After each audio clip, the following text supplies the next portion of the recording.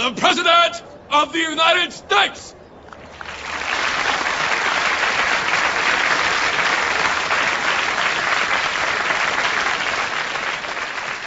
Resistance to the war was growing. Mr. Lincoln needed to reinvigorate the people, to explain to them, and perhaps himself, why this endless plague of war must continue.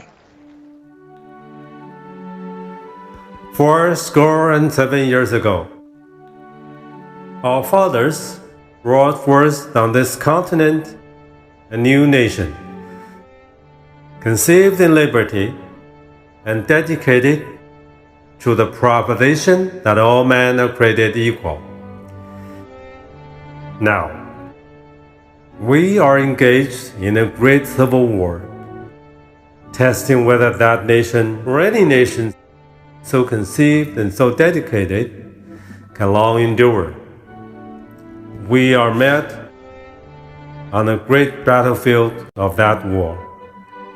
We have come to dedicate a portion of that field as a final resting place for those who here gave their lives that that nation might live. It is altogether fitting and proper that we should do this. But in a larger sense, we cannot dedicate, we cannot consecrate, we cannot hallow this ground. The brave men, living and dead, who struggled here, have consecrated far above our poor power add or detract.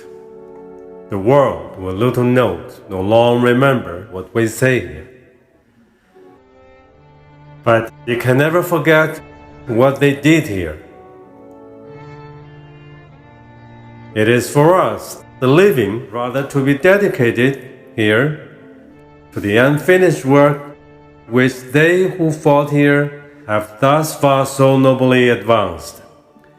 It is rather for us to be here dedicated to the great task remaining before us, that from this honored dead we take increased devotion to that cause for which they gave their last full measure of devotion, that we here highly resolve that these dead shall not have died in vain, that this nation under God shall have a new birth of freedom,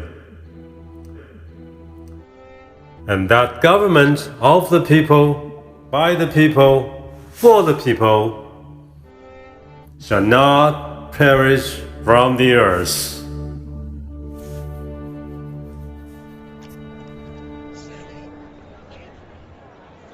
It's far too short. You got nothing else to say?